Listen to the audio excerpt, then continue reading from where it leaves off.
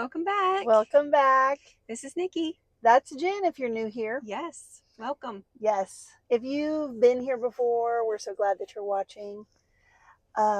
We've had a little series on narcissistic abuse, Yes. healing from narcissistic abuse, because that's the whole point. Yeah. We don't care about the narcissist. We're talking about healing. Exactly. We want them to heal too, but We do. that's between them and God. Exactly. So we're here for the daughters. That's right. We're all daughters of the Most High God, That's right. which makes us royalty. Yes. And so we told you that there was so much to healing that it's not a short conversation, but we feel like we need one more video about healing. Yeah. It's not going to be directly about the healing. Right. It's going to be what healing brings. Mm-hmm. And that's awakening. Yes. Oh my goodness. It's one of the things I believe that happens when you truly heal from narcissistic abuse. Yes. Is an awakening, because all of a sudden you realize that what you just went through wasn't normal. It wasn't a normal breakup.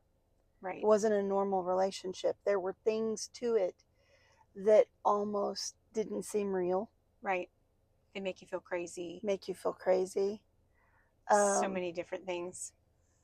Yes. And so a lot of people wake up during the relationship, they wake up to the fact that it's, which we've talked about before, that it's spiritual. Yes.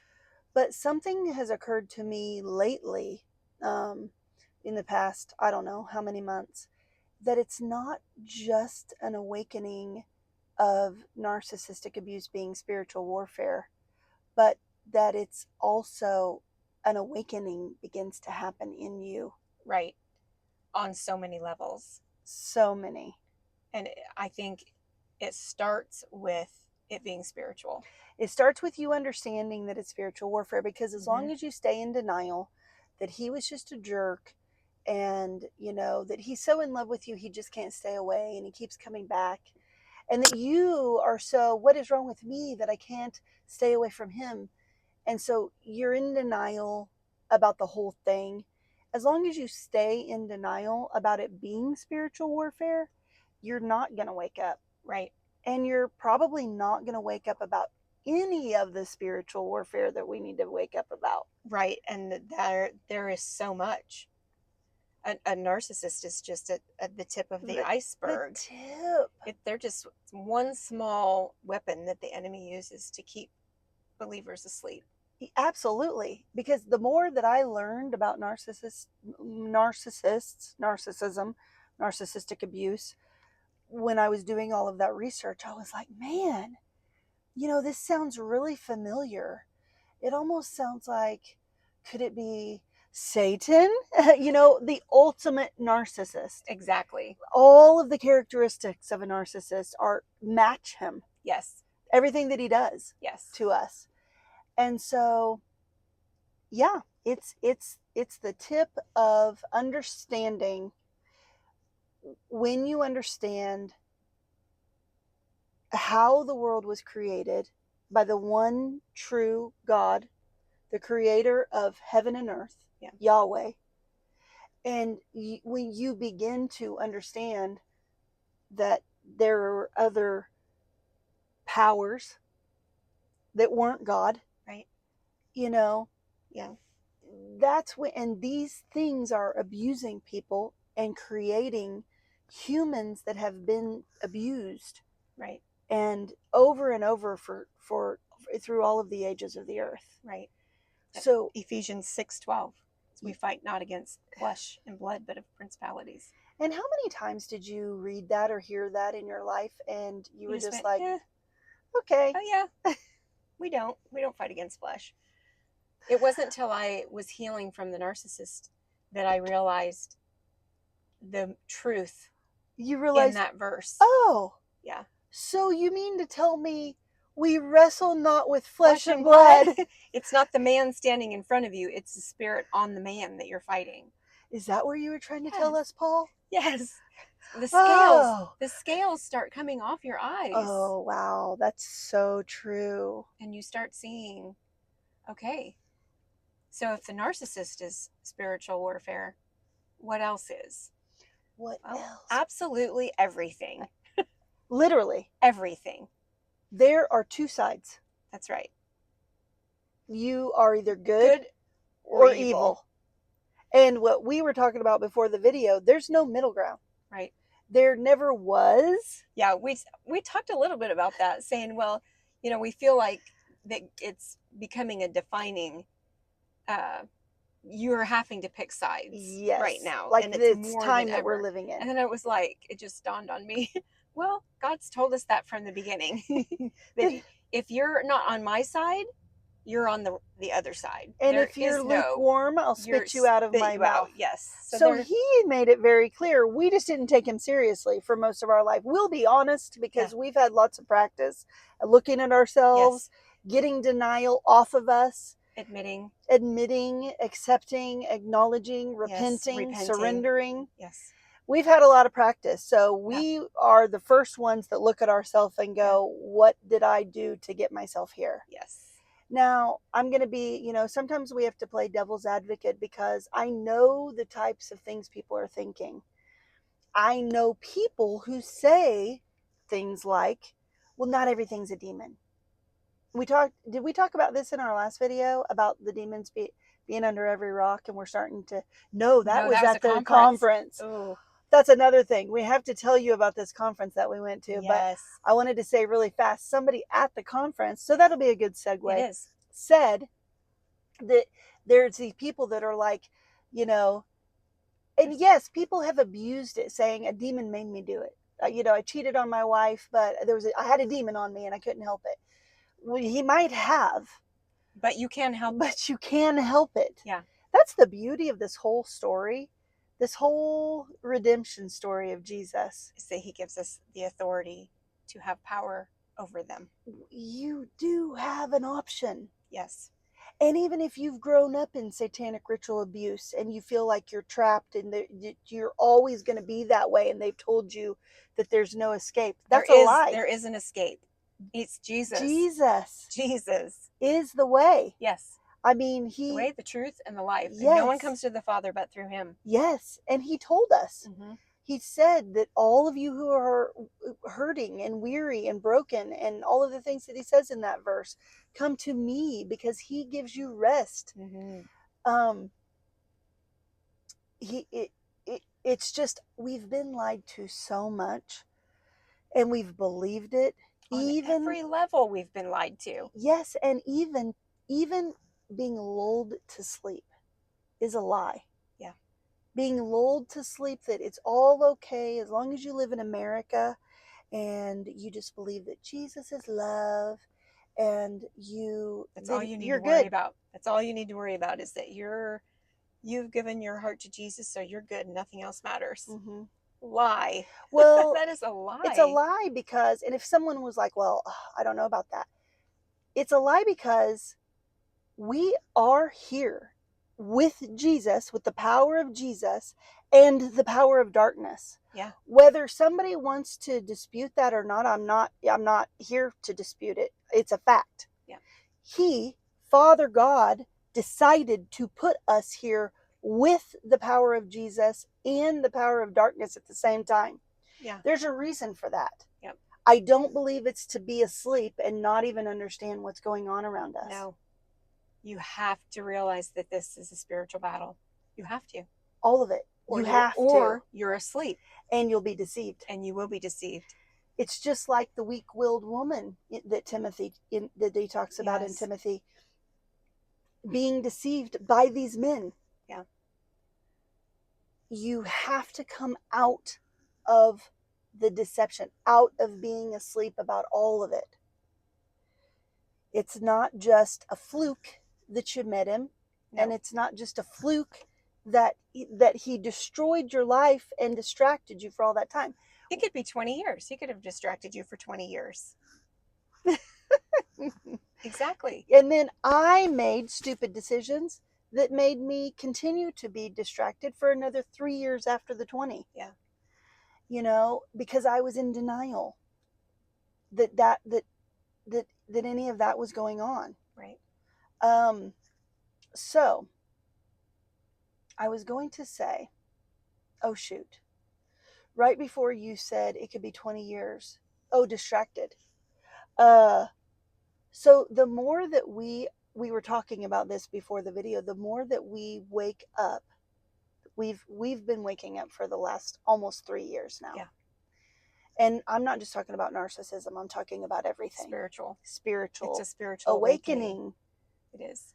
And he is calling his children to wake up because he needs us in this battle. Oh. We can't be asleep anymore. We've got to stop letting things happen in this world and letting the darkness take over. Mm-hmm. We've got to wake up and start pushing it back. Wow.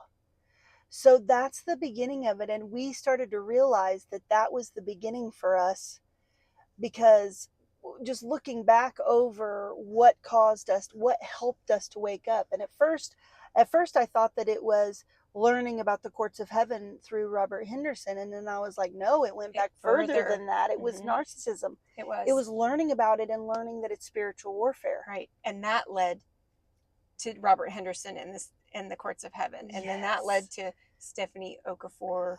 Well, whatever her name is. Okafor, yeah. Stephanie E.K. Okafor. Yes. But the reason why it led to those things was because he could trust us after we came out of denial about the narcissism. Yes. And we were ready. We were like, okay, we want to know your truth. Yes. So it was step by step, gradual. Realizing that the narcissism is a spiritual weapon used against us. When we came in agreement that it was a spiritual weapon used against us, that's when he started opening our eyes to other things. And it has been layer after layer after layer after layer, and he's going to continue to peel layers to show us. Thank you so much for saying that, Jen. I think everybody needs to think about that for a second. They are narcissists are spiritual weapons. They are formed against us. Yeah. Wow. You know, I've called them Satan's minions. But to think about them as a weapon sent, we already know we win. We already know no weapon formed against us will prosper. We already know that. But it can slow you down if you're asleep. Yes. And naive and in denial. It keeps you asleep. It does keep you asleep. It's a drug that keeps you asleep. And can slow you down when you're getting, attacks right and left, whether they be financial, spiritual, illnesses. All of these things are hitting you right and left, and you're just think that you have bad luck. Right. Not the way this works. Right. And back to there's a demon under every rock. Because so I'm beginning to think that maybe there is. Yep. And everybody went crazy because we know there is. Yeah. And we're past those days. Like, I'm over it. The next person that comes to me and says, not everything's a demon, I'm going to be like, are you? Because you need to wake up. Yeah. I'm over it. I'm done. I'm not accepting that anymore. We're not blaming everything on demons. Like we just said, we look at ourselves at what we've done. Humans have a choice. Always. We have a choice. And like we were saying, there's only two sides. There's good and evil. And you think that you're choosing the right one because you believe in Jesus. That's a great start. The rest of it is he's calling you to wake up. Yeah. He needs you in the battle. He put you here for a reason. He did.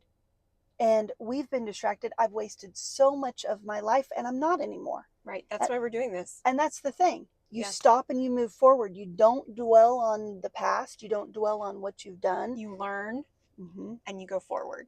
Yes. And the conference we went to.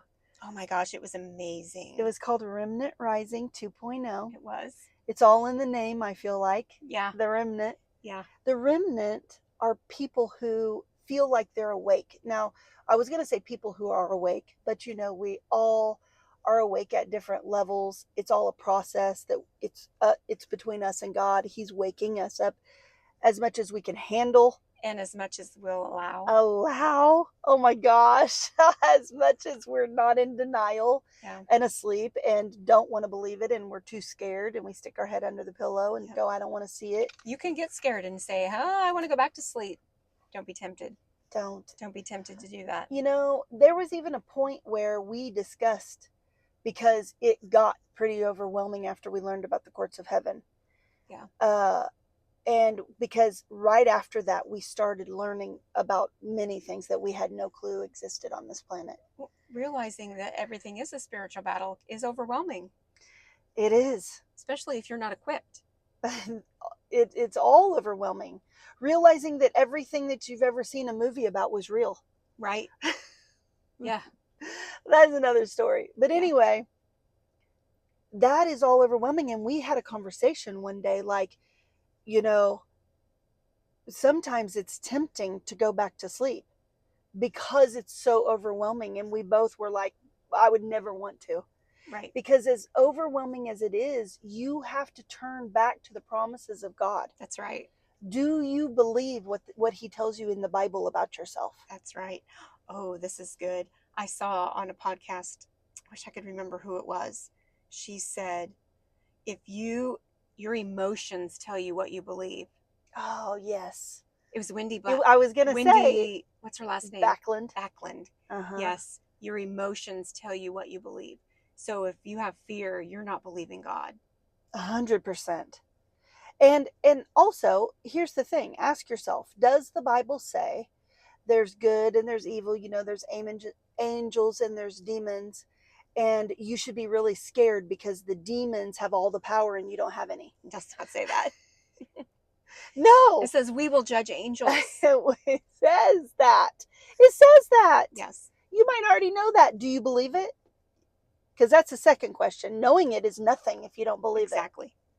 Believing is everything. Believing is everything. You're more than a conqueror. Do you believe that? Greater is he. What is a conqueror? The only way to know if you believe something, instead of just spouting off all of these verses, what is a conqueror? So after you find out what a conqueror is, do you know that you're more than one? That's right. You know, we got to slow this down. We've heard it all a million times, and it goes in one ear and out the other, and we act like a bunch of weak Christians. Yes. And that's not what that verse means. Until he starts waking you up and you read the scriptures completely. And then you're like, different. Mm. Exactly. You're like, war paint. For real. War paint. Let's go. Oh my gosh. Yeah. You know, and I'm reminded of this often because of that warrior. You know, we're not rejoicing because we can do that to the demons. Mm-mm. We're rejoicing because of it's his power that lives in us. That's right. That's what they don't have power over us. None. They cannot stand against the name So of Jesus. They can't do anything to us, so they have to trick us. Satan knew he couldn't do anything. He had to convince us. He can't kill us. He had to convince us that we're weak, and he had to trick us into going into agreement with all of these things that legally open doors for us to be attacked. For example, getting into a relationship with a narcissist. They are spiritual weapons sent to deceive you. Yeah. And you go into agreement with it, and it opens all kinds of doors because you've got an idol. Yep. If you're in a relationship with a narcissist, you have an idol because you can't be in a relationship with a narcissist and not put him above God. The narc will not allow it. Exactly. So the only way to keep them is to keep them above God. Yep. When you do that, you open all kinds of doors. Yep. And the spirit world is a legal world. Mm-hmm. So when you come into agreement with it, you're giving them legal access to you. Absolutely. That's part of the courts of heaven. You can learn that from Robert Henderson. Yeah. He does a great job of making it understandable. He does. I've heard other people talk about it, but his is very simple and straightforward. Yes, and it is a legal system, It and is. you hear about that legal system in Job also. Yes. And it's all real. scriptural. It's all scriptural. Yeah. Yeah. You Once just- we learned about the courts of heaven, it was all through the everywhere. Bible. I was like, we were sending each other verses. Did you see this? Did you see this? It's right It's here. everywhere. It's everywhere. Where was it? Where was it this whole time? Yeah. Because when you don't know, you skim over. You do. When you don't know that the Bible is talking about other gods that God had counsel with, Yeah. he wants a family. That's why he had us. Yeah. The little g He's gods relational. hated that he made us. Yeah. Because he had them before he had us. Yeah. You know, and that's where all of this stems from. That's where the spiritual weapons known as narcs, that's where all of that stems from. Narcissist upon narcissist upon narcissist. They were all narcs. Yeah. Satan was a narc. He got thrown out of heaven for being a narc. The little g gods got taken off of their thrones because they couldn't do things the way that they were supposed to. They couldn't run their regions with the morals and ethics of Yahweh. Right. They had to do it their own way. Yeah. And they're narcs. Yeah. So they abuse and they abuse and they abuse, which causes more narcs and more narcs and more narcs, and they are sent to destroy us. Yeah. Because they hate us. Time to wake up. It is. Welcome to Daughters of the Most High God. Yes. We're so glad you're here. We are. We're not being shy anymore, though. You know, every once in a while, I'm reminded to go look. And we're not being shy and we're not being timid. We're saying the truth, because it doesn't do you any favors if we tippy toe around these topics like all of the preachers have our whole lives. Right. That did nobody any good. It didn't. And so, I've said this before and I'll say it again. They were told what they could say and what they could teach from the seminaries that they went to. And if you do research on who started or funded those seminaries, you start finding out why we didn't learn our true identities, our true inheritance, our true authority and power that we have by being children of the Most High God. And we also didn't learn who we're fighting. Right. So, I'm reminded every once in a while to go and look at our past videos to make sure that nobody's commented. And we see some of you are starting to wake up. Yeah.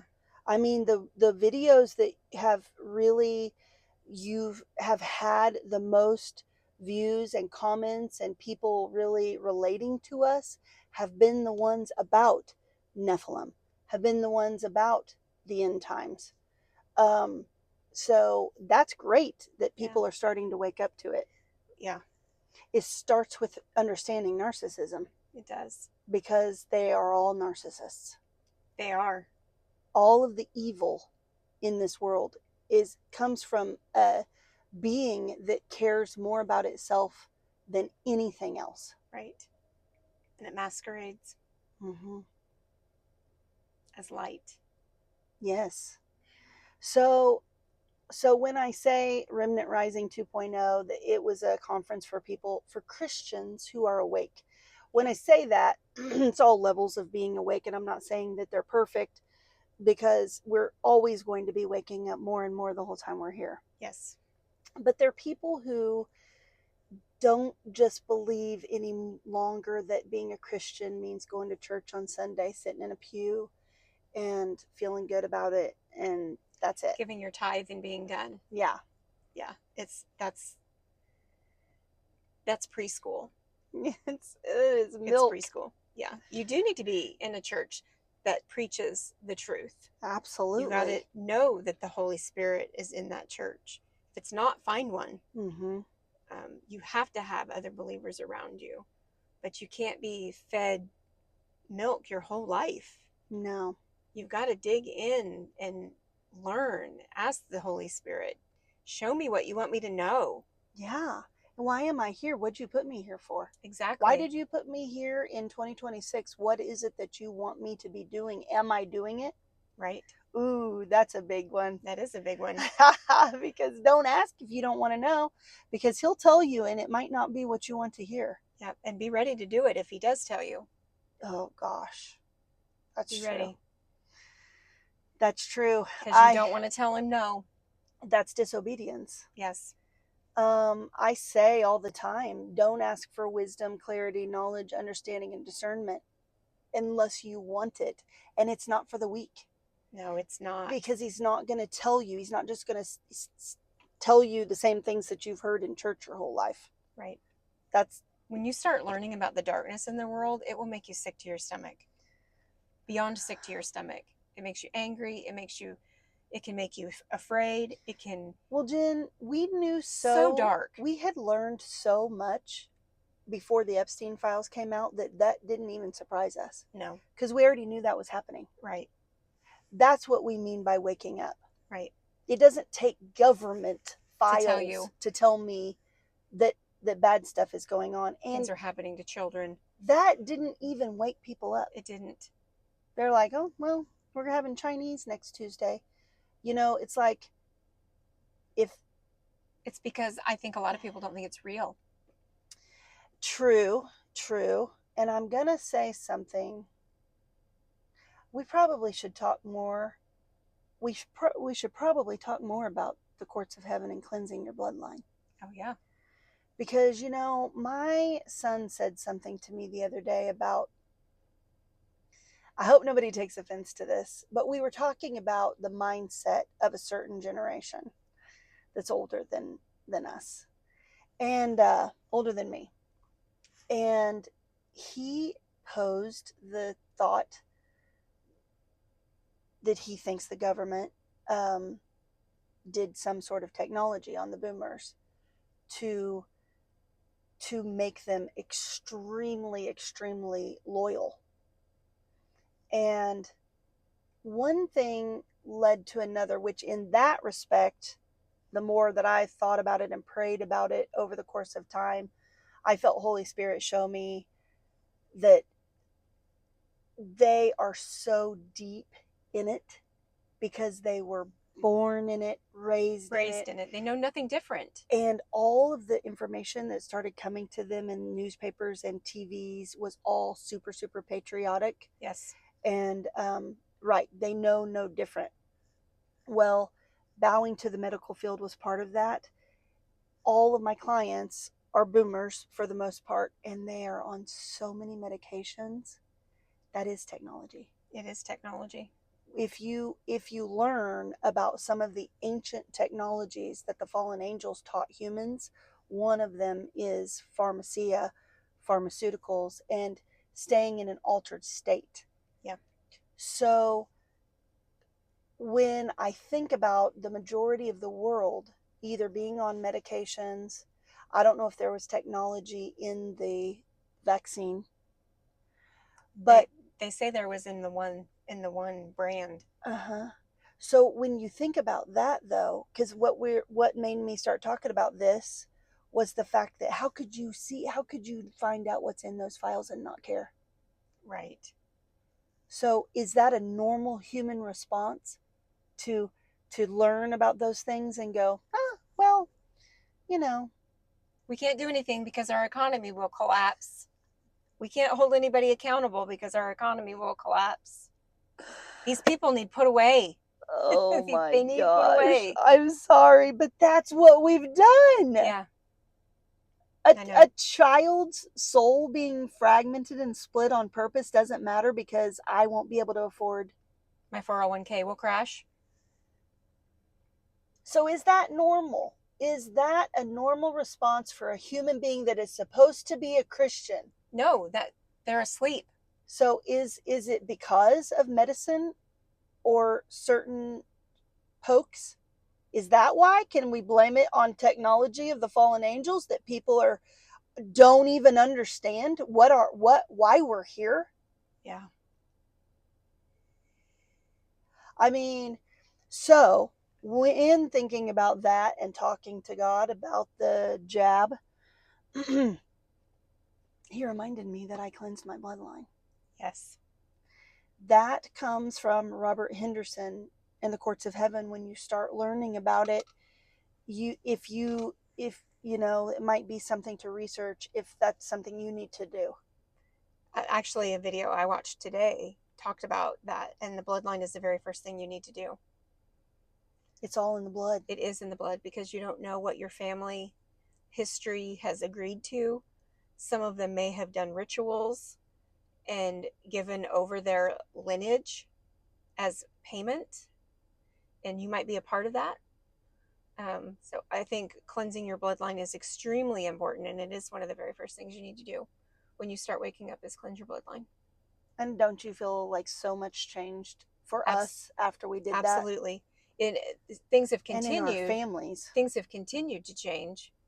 And he keeps revealing more and more. Mm-hmm. Oh, absolutely. But that absolutely was a huge turning point mm-hmm. when we took not only for ourselves, but our families, our children. Yeah, and one of mine, it turned on a dime. Yep, her she life did a 180. Mm-hmm. Yep, back to God. Yeah, it was kind of like Robert Henderson's story about his son. Yes. So we were at Remnant Rising. Yep. It was so fascinating. There was so many good speakers. Tony Merkel from the Confessionals. Love him. Jamie Walden, Larry Ragland. Yes. Vicki Joy Anderson. Yes. Those Gibsons. The Gibsons, yeah. What were their first names? Oh, shoot. Husband and wife. Amazing. Blew my socks off because I had never heard of them. Right. She wrote, what was the book? Red something. Something Rising. Red. Was it? I'm not sure. Shoot. Because it's in my phone. I bought it. Did you? Yes. She has a series of books out, and it's her and her husband. They spoke. But they were fascinating. Very fascinating. They had a lot of history. He was very knowledgeable on biblical history. Mm-hmm. Let's see. Geography. With the history. Yeah. Yeah. Gilbert. Their last name was Gilbert. Yes, thank you. Who else? Are we forgetting any bigger names? Josh Tolley. Mm-hmm. Yeah. I can't remember the other. So it was a lot. It was fascinating. And before Tony Merkel, we were going to tell you guys about this. Before Tony Merkel went up to speak, we had already heard multiple speakers, and everything was fine.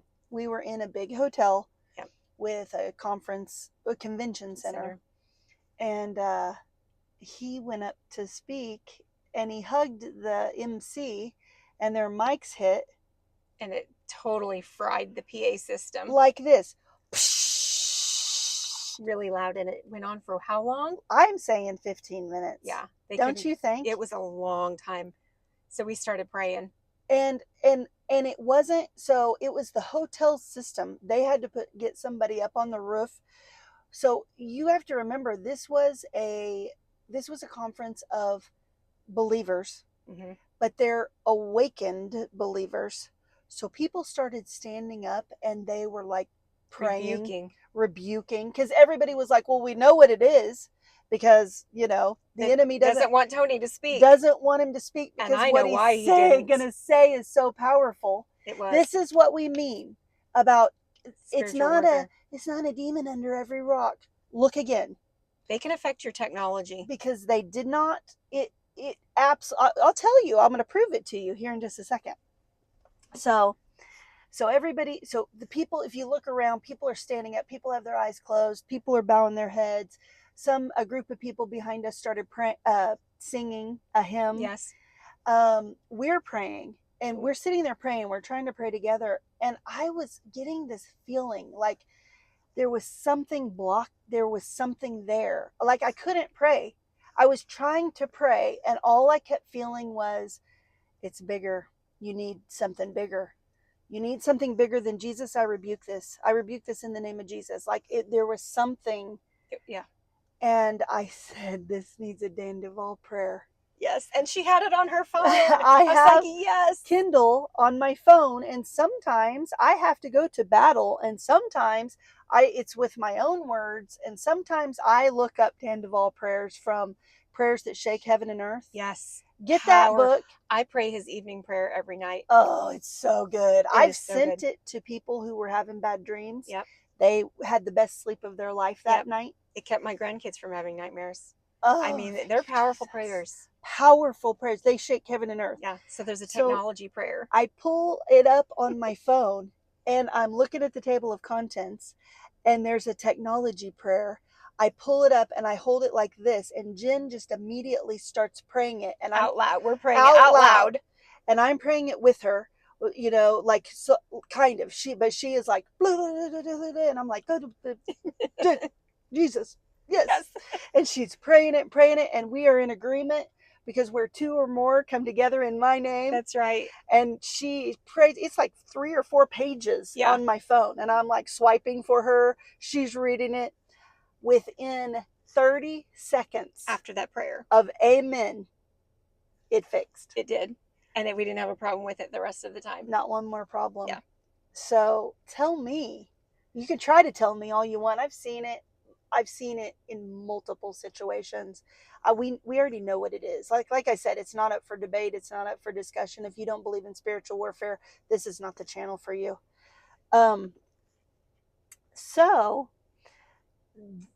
what do you want to share? What happened to you from Tony's? Yes. His message was so powerful. He shared some stories that were, man, that guy has had some battles, spiritual battles in his life. Mm-hmm. But he said something. Or the main, if you don't have to, it doesn't have to be the thing that he said, but like the feeling that you came away from it with. Oh. What did he say? He was talking about... he told a story about his daughter. Oh my gosh. And the entity that was in her room. Yes. So I'll try to make this super short and condensed. He had come across a story that revealed a principality. Mm-hmm. And if you don't understand the levels, look that up. Because a principality is not just your normal demon. It's up here. Yeah. And it was like, we're coming after you. You open this door, we're coming at you. Yes. And so it's in his daughter's room, and it terrifies her. Asks her what her name is. Yeah, it's like got this face that comes at her and is like, what's your name? And he's like, no. Not in my house. Not in my house. Not in my house. So he goes to battle. You know, he gets his family out, and he does the oil on all the doorposts and the windows and prays and casts it out. But when he was telling that story, it brought something to my brain that was like, oh, it's that fear. Mm-hmm. It's that spirit of fear. And I have battled that spirit of fear for a long time, my whole life. And it broke it off of me that night. The Holy Spirit, when he revealed that to me, he broke it off of me that night. My gosh. And you know, that's just one story. So who knows how many other stories to other people in that room. Yeah, so, because that is huge. Even the one would have been enough for them to want to disrupt that conference. Absolutely. So just like when you realize you don't have to live in fear, I have the authority of Jesus Christ living in me. They cannot do anything to me. Mm-hmm. They can't. And that is the part, that's what we mean about being awake enough that when something like that happens to you, you don't run or get scared or think, I don't believe in that kind of stuff. That was just the wind. Or I don't want to get involved. I don't want to wake up and get involved with this because it's scary. Mm-hmm. These things are not playing nice. You know, they want to kill. They want us all to die. Right. But they can't unless Jesus says. Exactly. That's what got across to her from what Tony was, the story he was sharing. Yeah. And that is why they tried to interrupt it, because they didn't want him. And we've seen that before at conferences too, because I saw a conference that changed my life for the rest of my life. And she was also, they tried, like, right. Her flight came there. Yeah, she had a hard time getting there. The flight, everything was trying to keep her from being there. And so anyway, it's real. It is real. We got so much from that conference. It was fascinating. It was neat to be in a room with other like-minded It people. was. It was like, we're not alone. We're not alone, We're because not you can be alone. made to feel crazy because Right. nobody wants to talk about the scary stuff. Right. Oh, you're just as A I can't even say conspiracy it. theorist. That one guy, there was a guy there that was kept going, it doesn't make any sense unless you're a coincidence theorist. And I was like, yes, That was good. because there are no Coincidence. coincidences. Yeah. But everybody after Sigmund Freud taught everybody to use the term conspiracy theorist Who was for a people pedophile, by the way. who were saying that their parents were molesting them, or people who were believing the wrong thing. We'll just call it a conspiracy so that you look crazy. Yeah. That's where that term came from. Yeah. No longer. I'm not here for it anymore. Go talk to somebody else. I'm not the one. Yeah, exactly. You call me a conspiracy theorist and I'm going to take it as a compliment. So, yeah. Because it means I'm waking up. Right. And I'm not a sheeple anymore. Right. Exactly. So, gosh, we're a warrior princess. A warrior princess. We're warrior princesses. Exactly right. Oh my gosh. And that's a good segue for the next you might have some more, but the last thing that I wanted to say was about conspiracy theorists and about the things that are presented. So like, if let's say that happened to you, that an entity talked to your daughter in her room and you tried to tell somebody about it and they acted like you were crazy, or it's just a ghost. Yeah, a ghost, or it was the wind, or it was the pizza that you ate, or you're this or you're that. Oh, that's because you've been watching those conspiracy theory videos or whatever. This is another thing that has occurred to me lately. In this time that we live in, none of us know the truth. Right. Because we're all getting our truth from a screen. Whether you get it doesn't matter what article you're reading, what news outlet you're watching. You're either watching your phone, a tablet, the TV, or a computer. It's all a screen. And where does that information come from? And where does it come from? That's the point, by the screen. Yeah. You're not going to the archives you're not looking at the Dead Sea Scrolls for your information. You're not looking, you're not going to libraries and digging up. And even the libraries aren't going to have our current events in the way that maybe they would have at one point. Books are going away. Yeah, true. They're going away. It's going to be harder and harder for people to know the real truth. The truth. Because your truth, we've already seen what that does. Your truth versus my truth causes the things that it causes, like after Charlie was shot. Right. Your truth versus my truth. Well, it's all coming from a screen. Right. So what are you even talking about? Right. So there's one truth. That's right. And it's meaning more and more to me lately that he's saying he's the truth. I used to read that and I used to think, well, there's other truths. I mean, I can see that there's a tree right there. That's true. But that's still his truth. That's true. It is getting to the point where we are not even going to be able to believe our own eyes. Right. Because of technology. Because of technology and because of the screen and because of everything that they can do. Yeah. So there is literally one truth, and you better know it, and you better have it engraved on your heart. Yes. Because we're going to need to speak it. We are. Over things and at things in these coming days. So, when sorry, technical difficulties. Car shut off.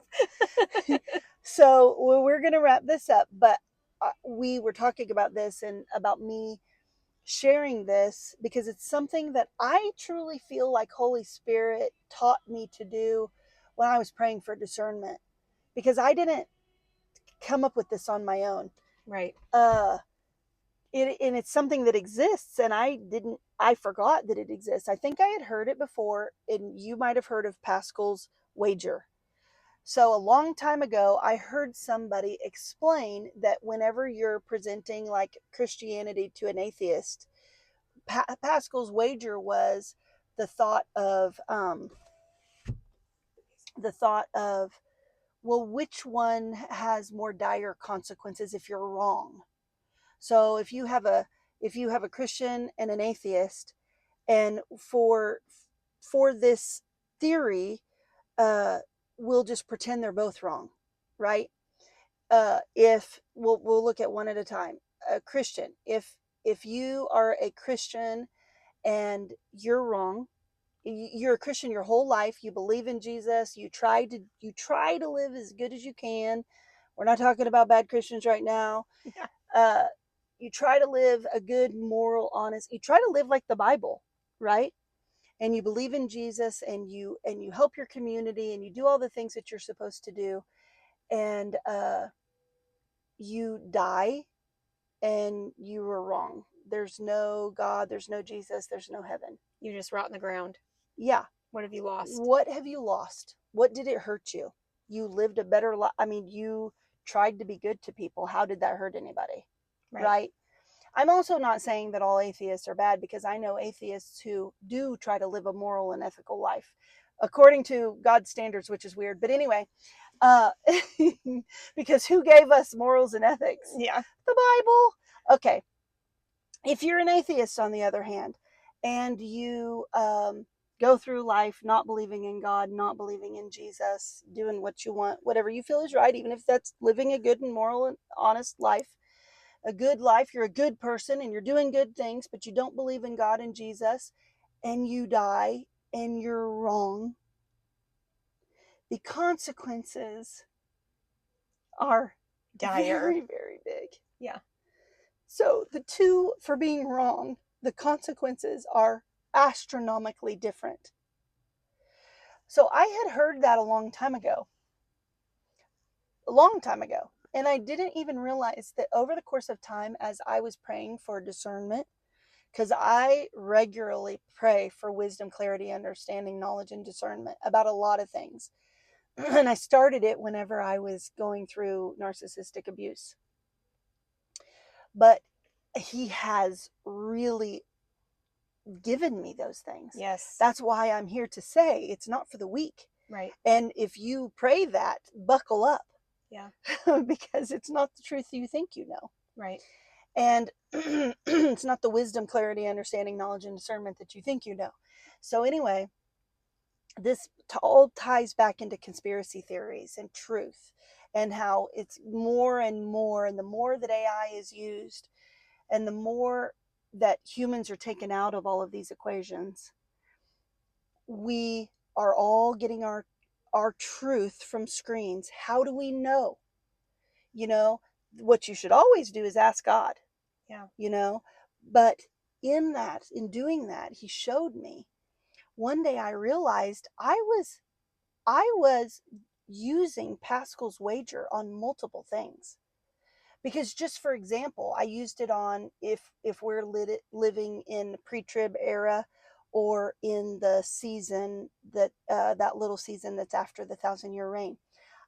One day I was thinking about those, and I was talking to God about it, and I was just thinking, like, this is the way that I think. This is the way I was made. I don't know. Talk to him about it. And I was like, and I was looking at which one the consequences were worse, because if we're being honest, none of us know. Right. None of us absolutely know, because that's the way he wanted it. Right. He didn't want us to know. That's why everybody argues about that timeline. That's where the term eschatology comes from, is because everybody sits somewhere on this timeline. It's all biblical prophecy. It's all part of the Bible. They're all Christians. They're all brothers and sisters doing it. But nobody knows for sure. Right. You can write a book about it. It doesn't mean you're the expert on it, because he is. And only he knows when he's coming. That's right. So I was thinking about it, and I was like, well, which one has the bigger consequence for me if I'm wrong? And I compared believing that there's a rapture and being wrong about it, to believing that we're way past that, and that the next thing to happen is believing that all of this had already happened, right? And being wrong about it. Well, in both things, the next thing that happens is Jesus. Yeah. Which we've talked about before. Yeah. Because whether it's the rapture that happens or the great white throne of judgment, fire comes down from heaven, gets rid of all of these freaking freaks, I like to call them, and the great white throne of judgment, and the New Jerusalem, and heaven on earth, new heaven and earth, and so that's what happens. So I was like, which one has a bigger consequence? For me, it feels like the bigger consequence if I'm wrong, because I'm going to heaven either way. It's not a salvation issue. Right. For me, it feels like if I'm wrong, if I put all of my eggs, so I don't just mean if I believe that there's a rapture coming, but for the people who 100% there's going to be a rapture, and that's the only way we make it is because we're not going to have to go through any tribulation or anything like that. Yeah. You know, if I believe that and it doesn't happen, I feel like there are dire consequences for that. And I think like losing faith. Yeah. Thinking God has abandoned you and you're going through, right, or you've watched family members go through wrath when you think the Bible tells you won't. Right. That could make a lot of Christians turn. Yeah. Which I believe Satan would love that. Yeah. And so in this time, we'll leave you, unless Jen has something else to say, leave you with that when you're presented with these things that make a lot of sense to you. You're like, my eyes are telling me one thing, but you're telling me that if I believe that, I'm a conspiracy theorist. Well, go to God, always. That's what I always do first. So when I apply Pascal's wager, it's after I've gone to him and I've prayed for wisdom, clarity, and understanding and knowledge, and I'm just pondering, I'm thinking. You can, when we're brought with all of this information that we don't know what is truth, you can ask yourself, what is the consequence? What's the risk for being wrong for each of those things? And hopefully it sheds a little light. Yeah. Or helps you with your decision. Yeah. I do want to add one more thing. You do with technology. I've heard that they are 50 years ahead of what we know. So the technology that is out there and available is going to be so deceiving. I've heard that they have the ability to bring fire down from heaven. It's going to look like fire from heaven. So, I mean, oh my gosh, I wouldn't doubt discernment. We need discernment in this age. We absolutely do. More than anything, we need Holy Spirit. Yeah. And I tell people all the time, you don't have to go outside and look at the hologram of Jesus in the sky for the rapture. Jesus can rapture you hunkered down in your closet floor. That's right. The same way that he can standing out in your yard looking at the big hologram. Yeah. So don't fall for any of that either. Right. Because there's a huge deception coming. I've heard they have technology to put something in the sky that everyone can see at the same time. And not only that, they will make them feel a certain way. Yes. So, I mean, it's time to wake up. Is it conspiracy theory? Well, I don't know. Let's apply Pascal's wager to it. Yeah, and we'll leave you with that. We love you. That's why we give you this. That's right. We're sharing what we're praying about and what he's opening our eyes to. Yeah. So we'll be back. Yeah. Until next time. Be blessed and be wise. Yes. Bye-bye.